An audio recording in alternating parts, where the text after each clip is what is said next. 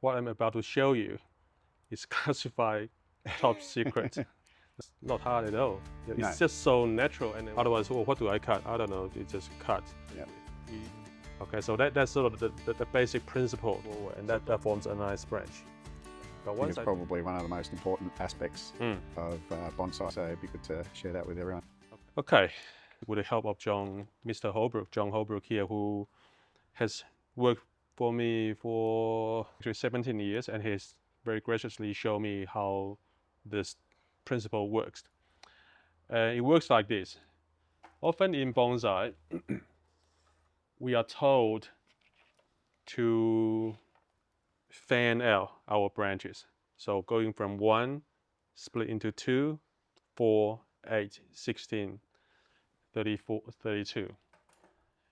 And that's what we've been told for decades.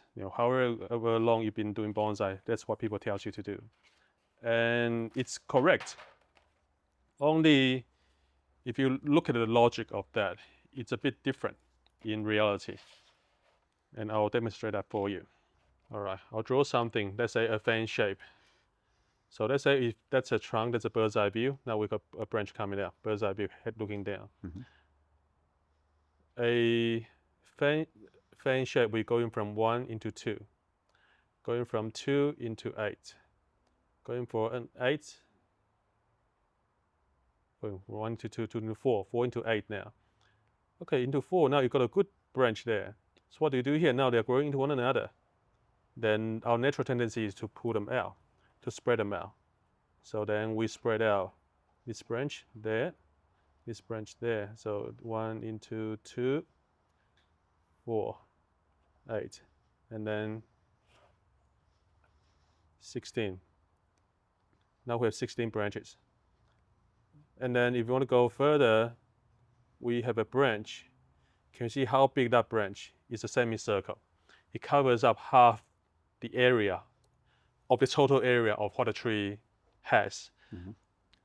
And then the problem with this is, if you can imagine, this is only one branch on this side. If there's another branch on top, another branch on top of this, another branch on top of this, then all the branches down low, where do you think the foliage will be?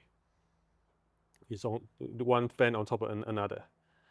So all the foliage will be at the tips, will be right around there. Yep. This is where the needles and leaves are, because you have another fan on top. Over time, you can achieve that very quickly. If you're good at it, 5 to 10 years, you can achieve a perfect branch quickly like that. But I'm talking about what of the next 10 years, what of the next 20 years, what of the next 50 years. By the time we want to cut it back, this branch might become so big, it just becomes so big, so wide. We've got to cut it back. But now the problem comes, okay, where do we cut it back to?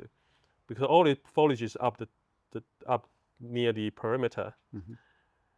You want to cut it back, but it's nothing to cut it back to, because you have lost all the branching because they have been killed by another branch on top, So that, to me, this fan structure is very faulty and has flaws because of the structure that it presents itself, and also because we have many branching on top of another. Okay, so then what's a better way to structure this? All right, so let's say we go back and say, okay, we still have with one branch, but remember we said earlier we want to alternate the branching pattern, and regardless of the style of the trunk of the branches, the branch should have movement, albeit gentle movement there, okay?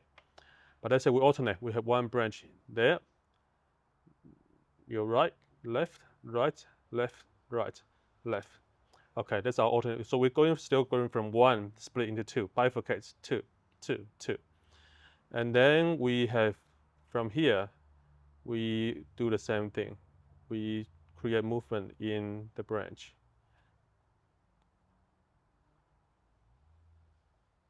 All right, then our branch go from 1, 2, 3. So we still alternate our branching.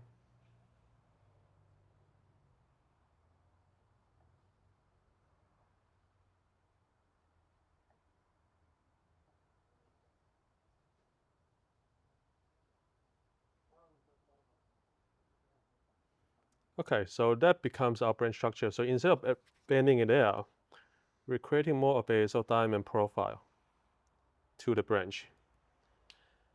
And the beauty of this is, let's say we achieve this, we have this main one in 1 year, 2 years, 3 years, 4 years.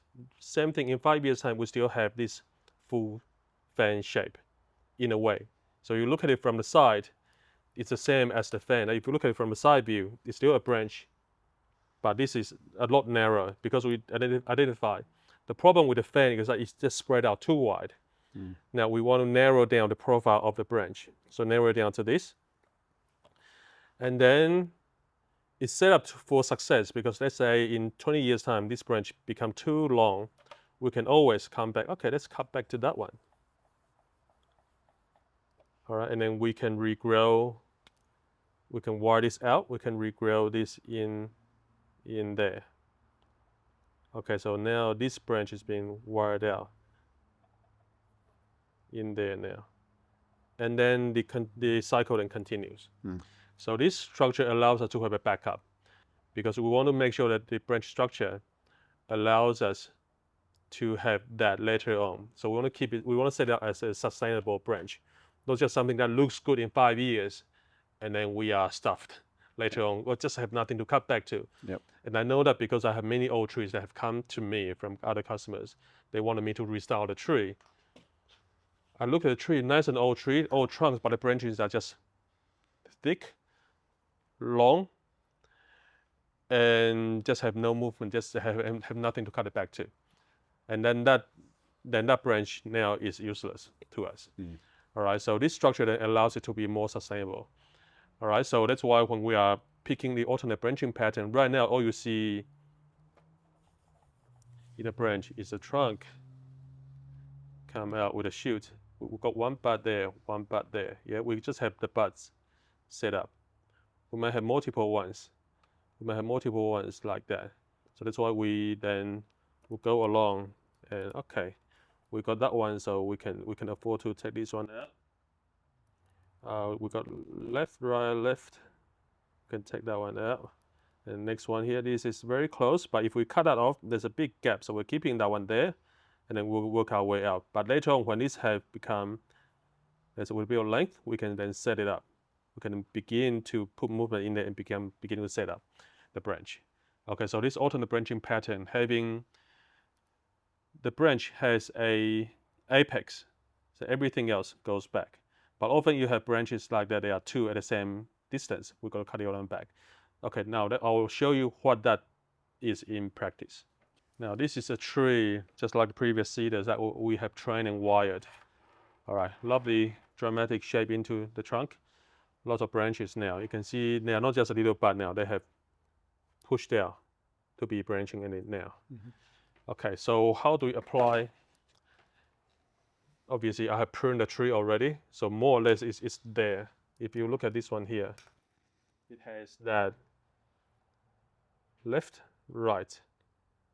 I need to keep this. You can see without that one, there's a big gap with nothing. So I need to keep this branch. So I'm keeping two. Sometimes it breaks the rule. Nothing's perfect. So I'm keeping that extra one there. So left, right, left, right, left. There's nothing here. Left, so we have space. You can see there's a gap there, but this will be wired in there. Okay, so in this case, we have two buds, 1, 2 along this length. We always keep the one, we always favor the one on the outside because this bud is going to grow into the center. We need one on the outside. So that the idea and the logic of the branch structure allows us to prune efficiently. All right, so we can prune accordingly. So this is now being set up. Obviously, I've already pruned it. Now, if you look at something that's, let's say this one here, this was cut back, but it wasn't wired. But you can see we've got two side by side. I'm not going to choose one over the other because we need both of them there. Not perfect, but we need both of them there. Now we come to here, but you can see right now you look at that, that's a branch. But once I put a wire on, this both, I bring this forward and these two forward, and that forms a nice branch. But once I do that, I need to make sure this side is shorter because that's the apex. We got this branch, that branch. So we got to shorter the profile. So we'll cut it back to a smaller bud. All right, and then if you look at,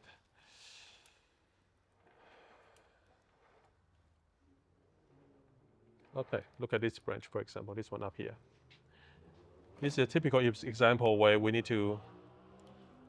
have lost some of the buds. Okay, we have lost them.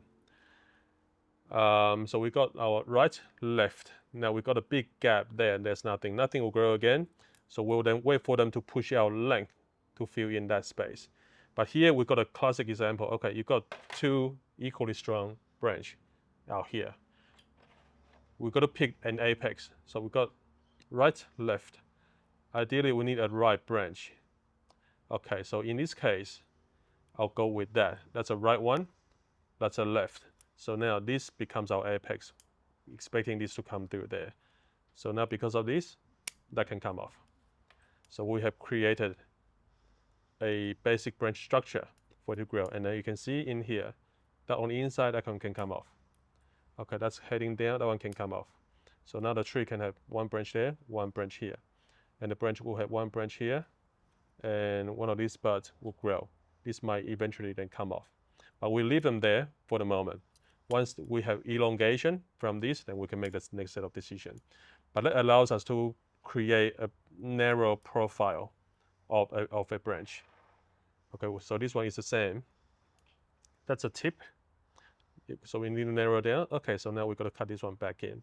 And luckily, if you realize, we can afford to cut them back in because this is a young branch. Still has a lot of back buds still in place that we can cut back to that bud. So that forms the narrow profile. All right, so you can see if you do it like that, you can have a lot of branches because each they occupy a smaller, narrower space, narrower area. Okay, so it's not as if this branch, in a fan shade, this branch would cover all that. This branch will suffocate underneath. This branch will cover all that. This branch will suffer. This branch will cover all that. So, but you can see by giving each branch a narrow profile, we can have more branching in place, and more branching gives us more choices down the track. So instead of having a big branch somewhere there that takes up a lot of space, now we have a lot more branches in place. So that gives us backup. Later on we can design, we can have a different branches still in place, still allows us to redesign the tree with. Okay, so that's sort of the basic principle. So don't aim for a fan shape, but narrower profile. And to pick that, and we need to, the alternate pattern is the first step. Then once you have that, identify a apex to it, then work your way up. Everything else behind it, we could just narrow it down and cut it back. And the earlier you set it up, the better it is for you to have success later on. Because some of them, they have died. Like I said, some of those have died. It wasn't done early enough. Obviously, we did it, but it was neglected. All right, so some of the buds in there have died. Yeah. But not to worry. I can cut all that out. I can start again from these two buds. That demonstrate why we keep those two buds in there. That's not great, but we can cut back to that. But a lot of times you see branches without any inner buds. That branch is pretty much useless. Yeah. All right, so this allows us to have a system that works for decades, for many, many years to come. Is that any different to a tree that backbuds, or you keep the same? No, even a tree that backbuds, we still apply the same principle. The tree backbuds, okay, let's put it this way. Would you just purposely, cut a branch off? I would say, let's say we're talking about Chinese elm and other trees that backbuds easily, you're probably not as precious with the inner buds in there. You know that if you later on, the reason we leave it there is just so that by the time we don't cut it back, there's something to cut it back to. Now with something that backbuds easily, I know that by removing that branch there, I can completely remove it, something is going to bud up. So it's not as critical. Yep. But then the structure is the same though. The structure in the narrow tightness of the branch is still the same. Yep. Yeah. And then if you do that, you then really learn when it comes time to prune this tree. It then becomes more obvious because you have that backbone that drives how you prune it. Yep. Otherwise, oh, what do I cut? I don't know. You just cut. Yep. You're cutting because of cutting. You're not cutting because there's a clear direction they want to set up. But now, with what I have in mind, all the branches are cut up with alternate branching pattern. That's the first step. Yep. Once we start wiring, then that's the next step comes. We might choose something over what we have there. Okay, and then you can see this tree has abundance of branch, actually way too many. I would actually say half of what's there can still come off. But we're keeping it there until the time next year when we start wire the tree down. Then we can make that decision. Yeah, but then it's the idea of the profile, alternate pattern. The alternate branching pattern not only applies to a branch, also applies to the tree. Right, so the tree itself has alternating pattern. Yep. The branch itself has that. The sub branch itself has the alternating pattern. So it's a mirror image. Yep. In total. Yep. Yeah. And I would say that applies to every tree, every species. Every tree we grow, we try to apply that to it, because it is a sustainable structure that allows us to have some branch still set up, still allows us to have tighter, narrower, and so we have more branching. Yeah, but it's not perfect on something that doesn't backbud though. It's never that perfect, is it? No. So, but you get what you're given. You get what you're given, but we make do with what we can. And if you work on the tree early enough, the tree often will give you more to work with. Yep. And which is why we always grow small stock. We always grow small trees, because with small trees, we are creating and adding and building something. We're not trying to fix something. Let's say if a bigger tree has the problem in there, it might have a decent trunk, but has a lot of faults. That for the rest of your life, you are fixing that something. But with a small tree, we're just adding each year, adding a little bit. So there's a pathway to follow to that addition.